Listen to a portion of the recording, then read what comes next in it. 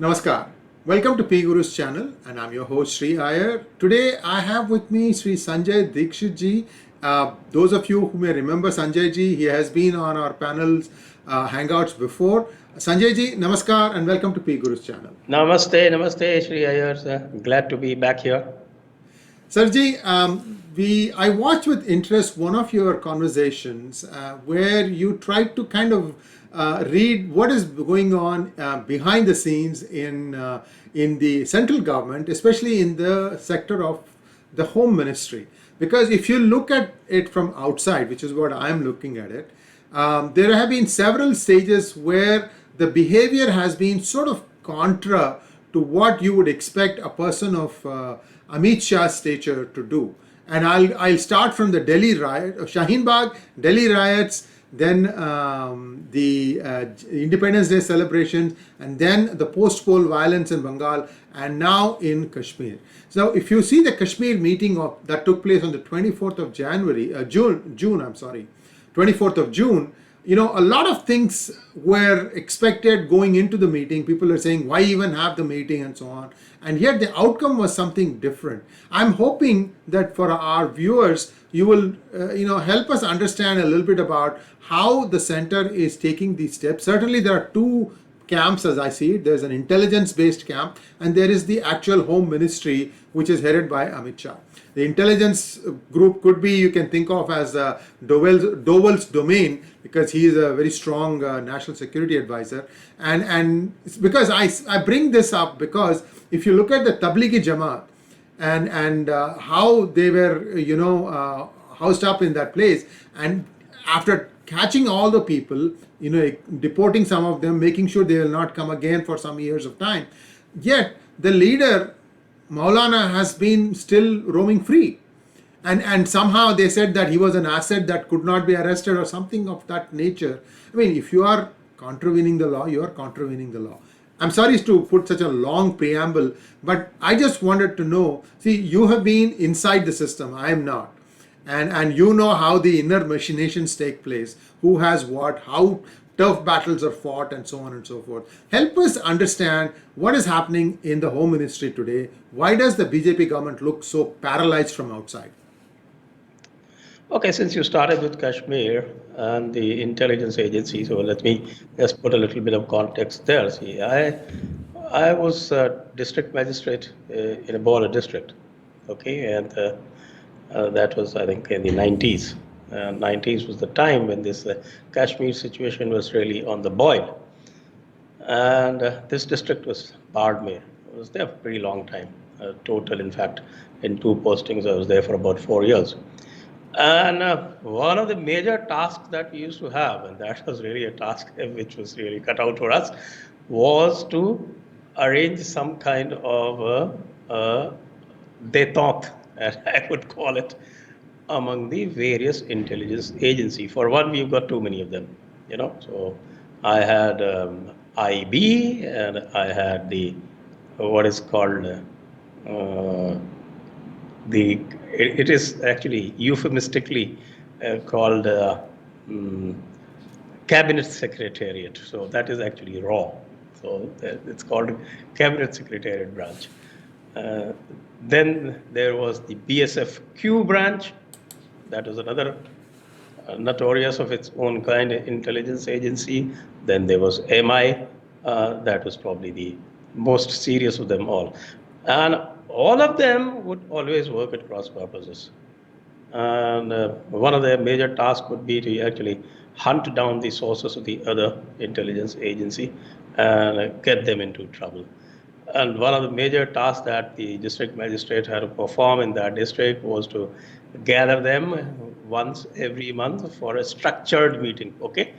It wasn't an unofficial meeting. It was a mandated structured meeting that I used to have, and then we used to sort out the differences among them and listen to their complaints. Guy would say, okay, look, sir, this IB chap has infiltrated into my source, and this my source has got compromised. And then the IB guy would accuse the VSF, and the VSF guy would accuse the MI. The raw guy would somehow sometimes pitch in. I mean, they're supposed to be doing what is called foreign intelligence, but then they would be equally. Uh, I should say they're equally vested into the system. So that was the time when I was posted in the border district that I realized that the intelligence agencies and the halo that we put into the intelligence agencies is not really that great. Most of them, especially at the cutting edge level, they are all focused into uh, foraging credit. They are all trying to kind of do the one-upmanship on the other guy, also on the local police, and trying to look good in the eyes of their bosses. And then later on, I realized that their bosses were doing the same up there sitting in Delhi. They were all trying to look good or look better in the eyes of their bosses. And who were their bosses? Their bosses were the MHA, the Prime Minister's office, or the Cabinet Secretariat, all of the Prime Minister. So this has been the structure of intelligence agency. They work at cross purposes most times, other than military intelligence, probably because they are more focused on their operational tasks. And this also has been the situation in the theater of Jammu and Kashmir. And that has actually compromised India's interest big time over the last 30, 40 years. I don't know whether you've read my book, Unbreaking India. Where I have. Unfortunately, after you released the book, I have not made it to India, and I'm guilty as charged. I could have gotten a Kindle version. I definitely will. Both of us are on a writing spree these days, so we have our own And projects. yeah, even the paperback is available on Amazon.com. Oh, okay, So okay. I'm making it's a note. I'll get that. not just on Kindle. We'll have a separate hangout where I can ask a little bit more nuanced questions after going through the book, Sarji. So please continue. Yeah, so in the Kashmir theater, where I have tried to unravel how this 370 came about, I have discussed the role of the intelligence agencies. And the problem with the intelligence agencies is that they have got the framework of Kashmir completely wrong, just as the political bosses have got it wrong, right from the beginning, right from starting from Jawaharlal Nehru. Because for some reason, after conceding partition to a belligerent foe, I would call it, Jinnah was of course a foe, and who even went to the extent of saying that you will have either India divided or you will have India destroyed.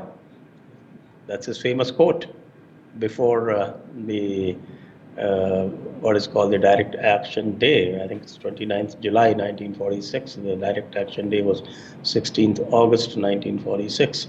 I've documented this in my book. And from that situation, once they had the accession of Kashmir, they somehow went into an apology mode, and they have been into that apology mode ever since. And whereas the other side, and the other side I call it is the Islamic side, the Islamic Jihad. The Islamic Jihad has never been historically, and not even today, into that mood of apology, even though they have been actually inflicting all the atrocities and all the excesses. In spite of that, they are the ones who have learned beautifully the art of using democracy to subvert democracy, and kind of masquerading all their, not only their intents, sometimes they don't even masquerade, they're quite upbeat about it, quite open about it, and actually in your face about it. But the national side, the in fact, in the book mentioned, I keep mentioning it again and again, that there is something called a Muslim behavior pattern and there is a national behavior pattern. And that pattern, of course, is very much in evidence over there too. And I think since I'm coming to your channel after a long time, I might even repeat that so that you understand the framework. The viewers understand the framework that we are talking of. And let me go to the first chapter. So, what happened? This national, the behavior pattern, the Muslim behavior pattern before the partition, used to rest on what is called, uh, it used to be accusation, acrimony. They start with acrimony, then accusations, and after that accusations, then they come to complaints, and after complaints, the demands, and demands, then denunciation, then after denunciations, street rioting. That's what they used to do. And the natural behavior pattern typically used to be what they call cajolery, concessions, then what is called generally accommodation, some kind of appeasement. And after all that, they would come to what is called self-reproach and finally surrender. This is how the partition came about. Now, if you see this being repeated in Kashmir year after year, starting with Jawaharlal Nehru surrender to Sheikh Abdullah, and later on even missing out on the opportunities when they had. And when you come to finally, then you have a struggle on the removal of 370, rather the nullification of 370. And it was a monumental struggle between the MHA and the establishment. The establishment means not just the intelligence, but also the entrenched bureaucracy in Kashmir. You must understand that over the last 70 years, the bureaucracy, the establishment in Kashmir is actually a bureaucracy that has learned to game the system and is now into the classic Muslim Brotherhood mode, which you find so astutely practiced in the United States of America. That is the same thing, that using democracy to subvert democracy to achieve their own end, and that ultimate end is jihad. And the frameworks that our people have been using in Kashmir are, okay, this is the only minority state, so so what if we give in a little, and so what if we appease them a little, we keep them on our side. And this is the game that the intelligence has been playing. And this is the kind of advice that the intelligence agencies have been giving. So I was actually surprised when 370 came about, because I know how the intelligence and the establishment works. And that is why I was so thrilled that actually I wrote a book. But in my last chapter of that book, I put out a caveat, and I said that the way forward in Jammu and Kashmir cannot be that same old happy story. It has to be substantially different. It has to be a national narrative. You have to challenge the narrative, and you have to stop, recognize the people who are out there to subvert, and you have to actually pierce and destroy this happy and convenient kind of alliance that goes on. And you have to support, both in Jammu and in Kashmir, you have to support the national elements, which are more easily identifiable in Jammu. They are more difficult to identify in Kashmir, but they are in substantial number. But they never come up because of their past experience. If you go back and look at the experience of the Ikhwans, you remember Ikhwan, that counter-insurgency force that was created, that was mostly created by the military, and actually later on compromised, and all of them have now been neutralized. And all those nationalistic people. When you say neutralized, are they like they have been sent to heaven? Oh, Kokapare? You forgot Kokapare? Remember Kokapara? Our memory doesn't go more than 1 week in the past. So please get us up to date on this. Go ahead. Kokapare was the one who completely destroyed the Jamaat Islami in in northern Kashmir, and then in 2002, finally, they got again they made a conducted farcical election in Kashmir in 1996, handed over power to Farooq Abdullah. And in 2002, when Mufti Muhammad Saeed came, who was actually an overground activist of the militancy, uh, Kokapare was eliminated. And from that point onward, all the nationalist elements have just been cowering under. Because when they see he's one of the foremost eliminated, then how do they act? And the intelligence agencies have, they get big unaccounted funds, and most of the time they just do a little bit. And just imagine, they say that, okay, bribing them is supposed to be a strategy. That is the AS Dullat strategy. Yes, yes, yes. But that So man the refuses to go away. He's like, he's always there in Kashmir, in one form or the other. Yes, he was a raw chief. Uh, at the time, Doval was IB chief, so they worked together. And the framework remains the same. So even if you take away 370, but you don't change the framework, if you think that alliance with the anti-nationals is something that is going to bring peace in Kashmir, then I'm sorry, you got it completely wrong. I thought MHA had the right idea, but then the intelligence agencies who were opposed to 370 right from the beginning, they somehow managed to get the upper hand later on. And they were in the process of completely negating it when Jammu and Bali, the nationalistic elements there, both places, they were up in arms. And I think the good thing out of this whole situation is that probably the feedback reached the top, and they kind of diluted their stand somewhat, and they did not go whole hog to declare the statehood for the very same elements which actually had brought Kashmir to the brink. So that's the good thing that has come out of it.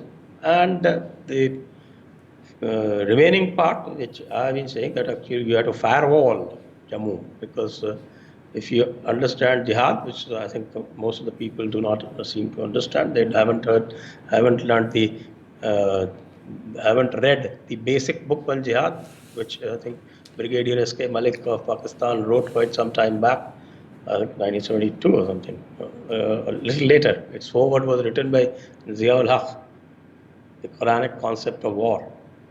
It is supposed to be compulsory reading in the military, but I don't know whether it is compulsory reading also for the intelligence agency or for the politicians who deal with Kashmir or for the MHA bureaucrats. I doubt very much. Because if they did, then they would not be committing the blunders that they have been committing over the years.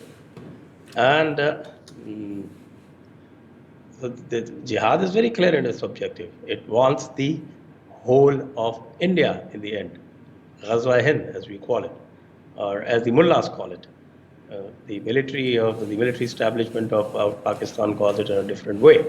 So they don't understand it. They don't want to firewall it. They have to firewall it. They have to insulate Jammu, confine this to the valley, and listen to the national elements.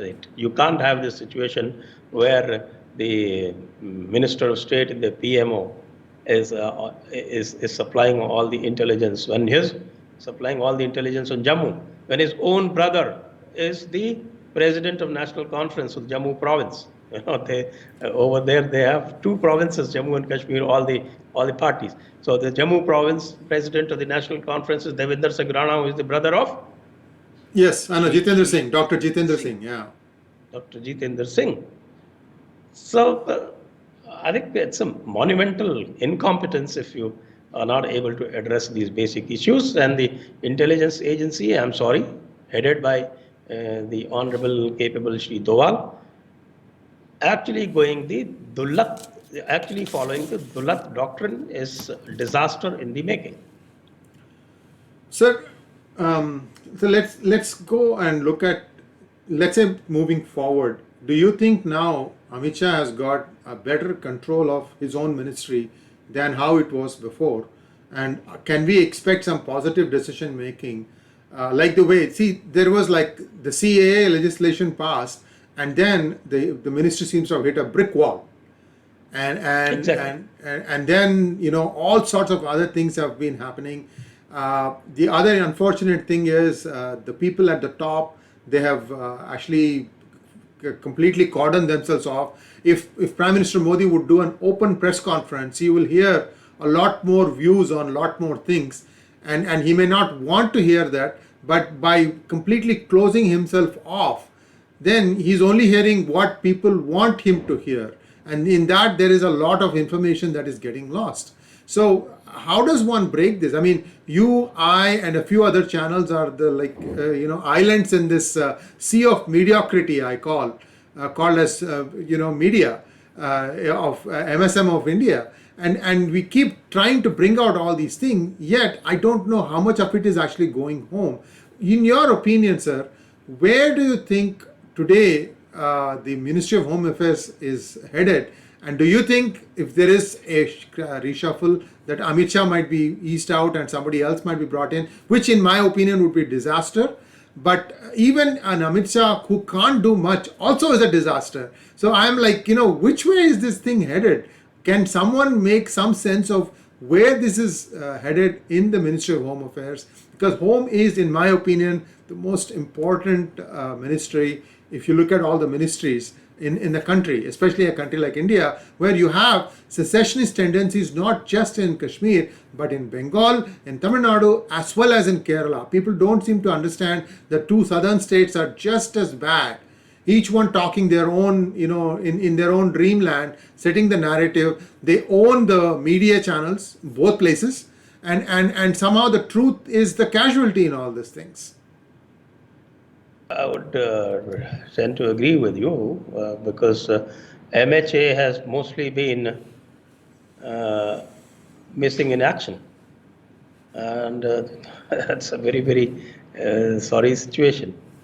But I'm just a little bit comforted by the fact that I did see Amit Shah a little bit back in action during this all-party meeting. And ultimately it turned out that it wasn't quite the disaster that we were expecting it was going to become. And they did manage to salvage something. As far as meetings are concerned, I'm all for meetings. I mean, you could have 2 meetings a day or 3 meetings a day for all I care. In fact, in any case, most people do only meetings, little else. So, as far as meetings go, I have no issues with meetings. But I definitely have issues when you actually end up going the wrong way and getting stuck in that same situation that we were stuck for over 70 years. I think it is very important that we understand that certain frameworks will not work. You cannot hand over democracy to separatists. That's something that should be a strict no-no, and it should be understood very clearly that the people who are the overground enablers of jihad, they need to be completely uprooted. And they had been uprooted. In fact, they had become completely irrelevant. And new forces had emerged in wake of the DDC polls. Also, you saw this, what happened to this Gupkar gang.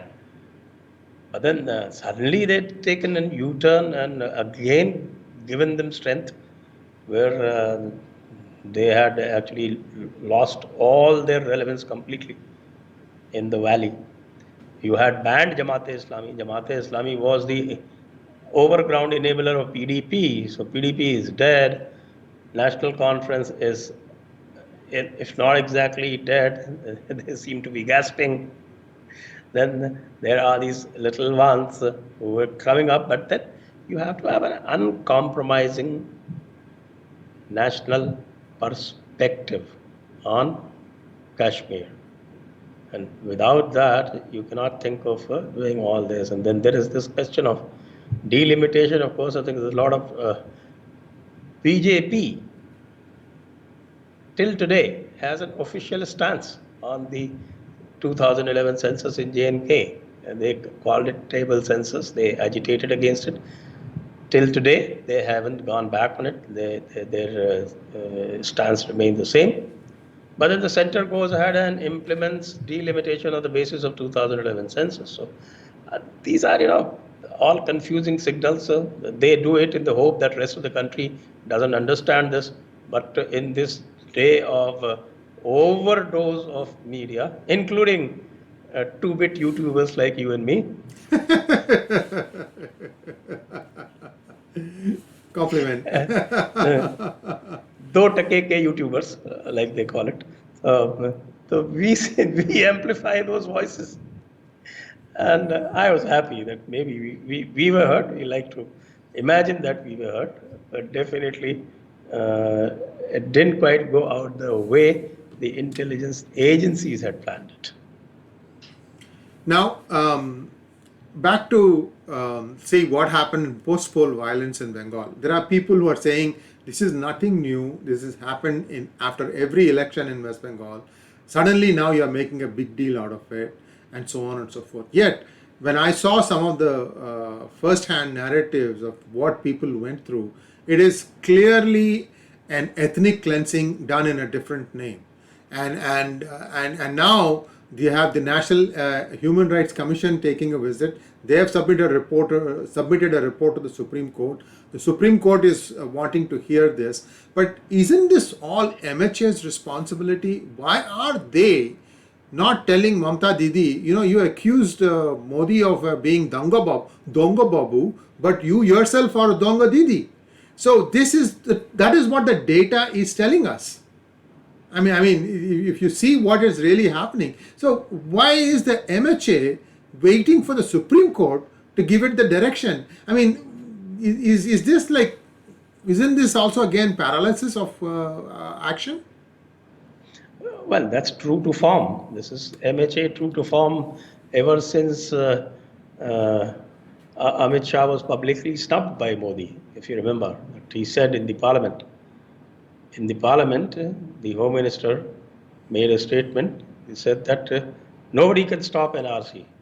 And 3 days later, from the Ramlila ground, in an open public meeting, the Prime Minister says that we haven't given a thought to NRC yet.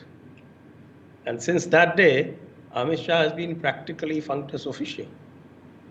So, if the MHA remained somnolent or was conspicuous by its absence in the West Bengal scenario, am I surprised? I'm not surprised at all. The only thing is that we did expect that at least they would make some perfunctory noise. They did not even make a noise. There wasn't even a tweet of sympathy to all the people that were getting killed. Who actually, I would say that they sold them short by telling them that they would eliminate the TMC Gundas. And when the Gundas came visiting, the people who had sold them that lollipop were nowhere to be found. And there's certain basic things that can be done. And in fact, not just can be done, it is supposed to be the primary responsibility of the central government to save a state from internal disturbance. Whether that internal disturbance is due to the omission or the commission of the state government, it is the duty cast on them. After all, why do you go and intervene in Jammu and Kashmir? Why? And the kind of situation that prevailed in Bengal for nearly a month was exactly like that. It was almost like 1990 visited all over again, this time in West Bengal. And all those people who say that, okay, these kind of things have been happening in West Bengal and there's nothing new. Well, they forget that this is 2021. And if in 2021, in the rule of BJP, if ethnic cleansing still takes place, then it's a matter of shame, not just to the central government, but also a matter of shame to the people who actually voted them in power with a brute majority. I mean, NDA is almost two-third. I mean, two-third mark is what? 364. 364 is the two-third mark in Lok Sabha, and they got, I think, 349 or 347. So just 17 short. Anyway, later on things happened. That's a different matter. But they got nearly two-third majority, NDA, and with that kind of a majority, if they just sit tight on their haunches and do nothing, then I think it's a very sorry commentary on their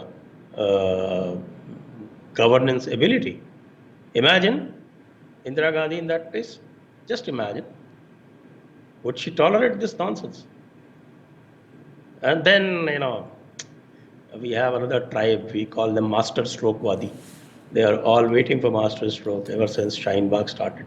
The master stroke isn't coming. We were also waiting. In fact, after Shaheen Bagh, I became impatient. Then maybe I rationalized. But there's a limit to the amount that you can rationalize.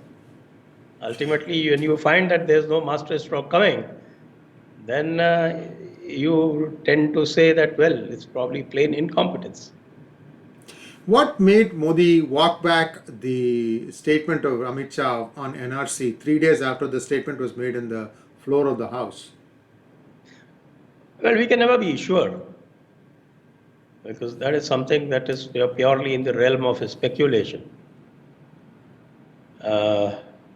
So we just don't know what happened.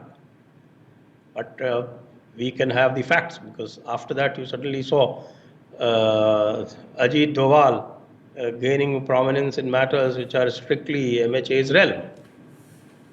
Like going to Maulana Saad.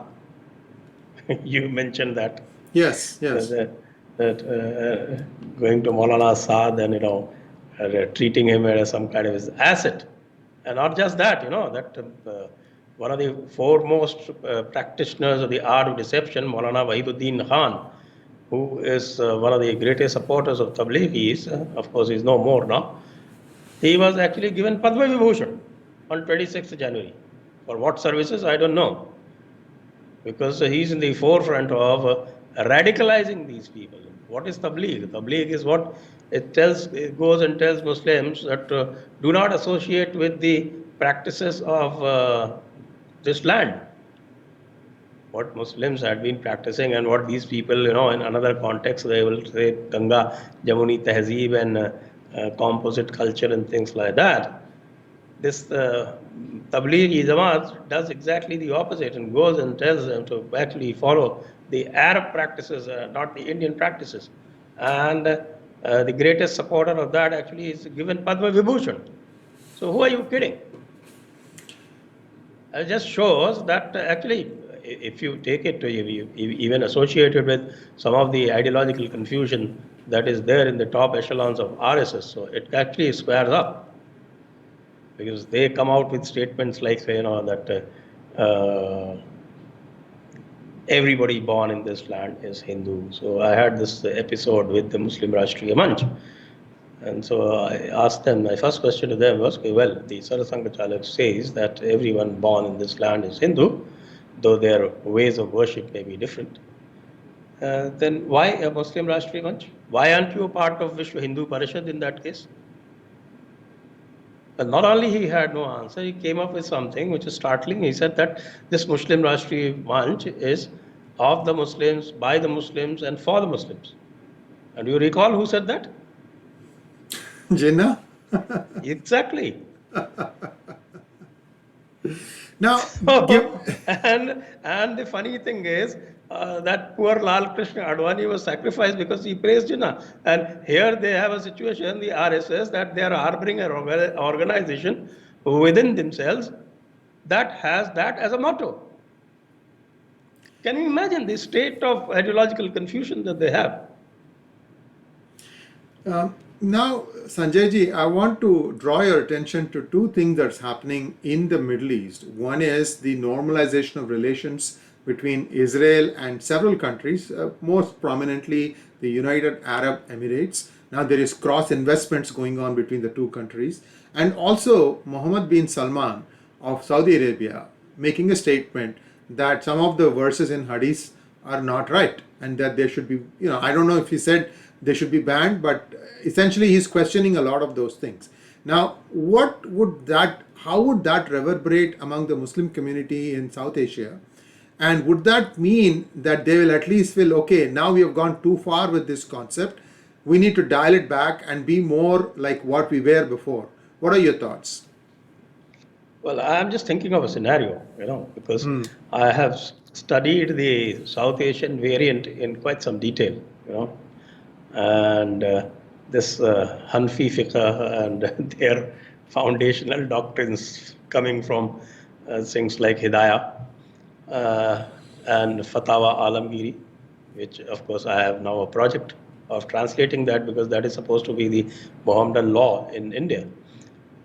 And my scenario is that somebody might actually issue a fatwa against Mohammed bin Salman. Because after all, the Arabs have been saying for centuries now that the practices that are followed in India by the Muslims are totally against Islam. And they have won, though still it is still within the Hanafi jurisprudence.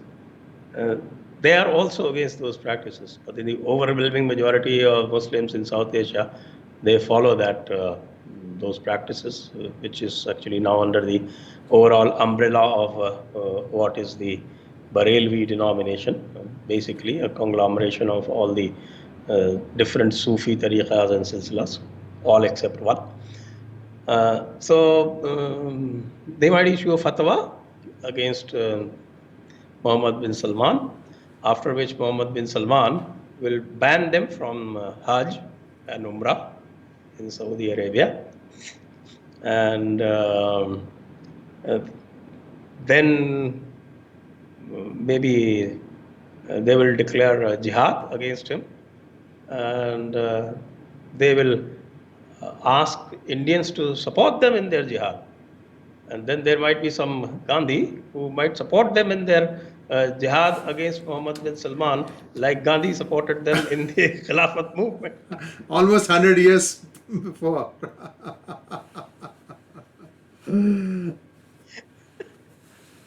There's no end to absurdities. And all this comes only because the Hindu leadership, not the Hindus, not in the 2020s. The Hindus are not confused. But the Hindu leadership is still completely muddle-headed. And they just don't know how to approach Islam and its essential foundational principles. So they make inane noises, which actually mean nothing. I mean, can you imagine? I actually, the Prime Minister went to AMU, okay? And the Prime Minister said that he commended AMU for its great contribution to the independence movement. Okay? And then, of course, I had to tweet that, yes, I agree that they had a great contribution to the independence movement, but not to the independence movement of India, but to the independence movement of Pakistan. I mean, the basic instrumentality, which was at the heart of preparing and fostering the doctrine of two-nation theory and doing all the strategy for bringing up Pakistan, including running the Muslim League campaign in the Punjab in 1946, they are being touted as heroes of India's independence movement. So that is the problem of Hindu leadership. Either they do not understand, or they do not want to understand, or they think that we do not understand, so we can be made fool of. Okay, so now there is basically a complete standstill in terms of which way to move, and the government is almost looking at the court and say, give us the direction, even in something as inane as the farmers' protest, where I thought it was a colossal failure of intelligence to have not been able to ward it off. I mean, they had all the tools at their I, disposal. I don't know why they call them intelligent. I mean, intelligence actually it presupposes some amount of intelligence or some intelligent people. I see very little of that, and I've interacted with them, so I'm saying that from experience.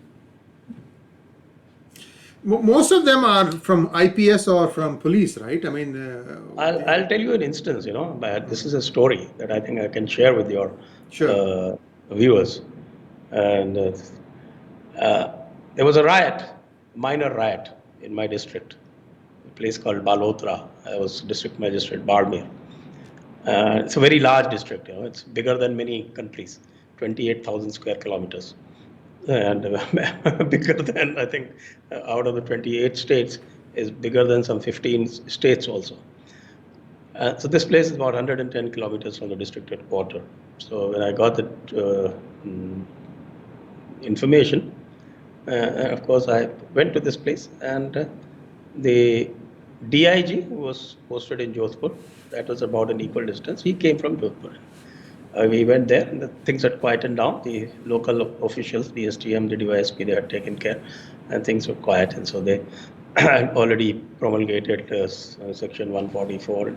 So we just sat there in the Dak Bangalore, took stock, and then at about 8 p.m. I think it was April or May.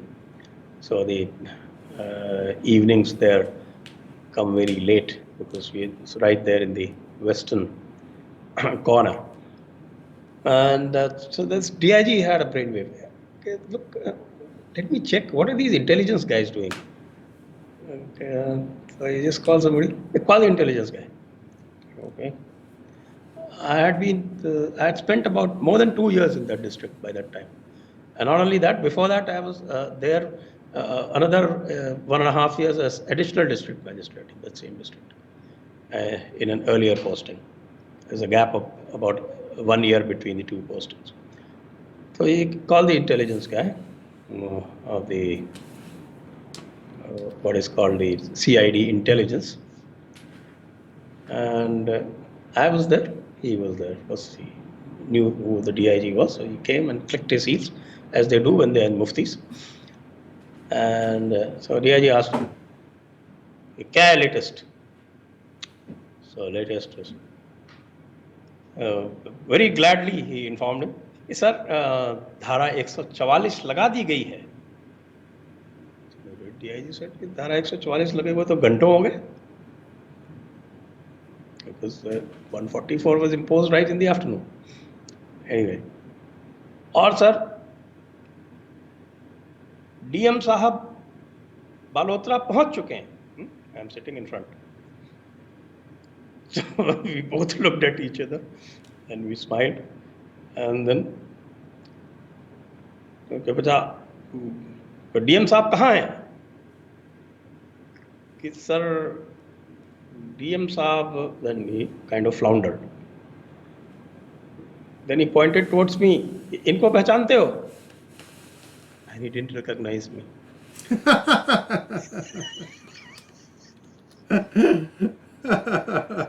That is the intelligence level of the intelligence people.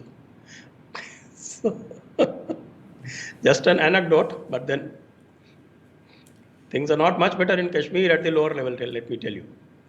Not only that, they have this deep distrust of the nationalistic elements, because these nationalistic elements, when they bring the intelligence and it's not in tune with the narrative that they seem to be having, then they are discounted.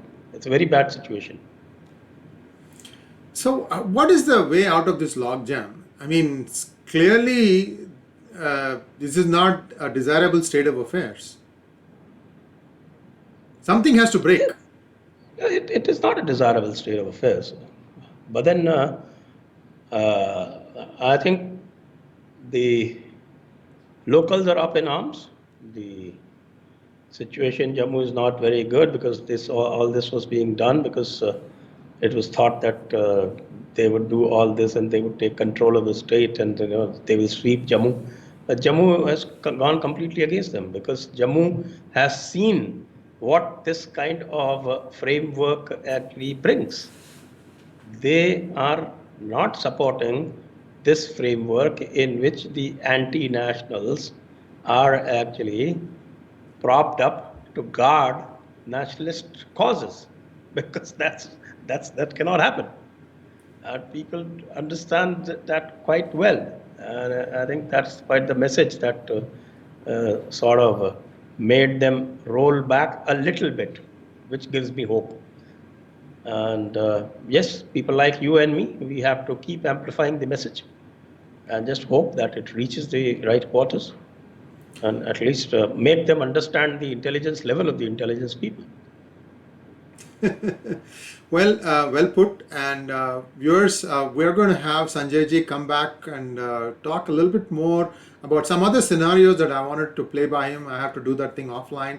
Then we'll come back with a few more topics. And Sanjay ji, thank you so much. And your channel is doing fantastic. You've really grown by leaps and bounds, and I can only watch and admire at the quality of programs that you put. And you're doing it sitting in India, which in my opinion is quite difficult, and that takes a certain amount of testicular fortitude, as a good friend of mine would say. And I think you've displayed that in adequate number. Thank you very much, sir, and we'll be back again with such illuminating discussions. Namaskar. Thank you.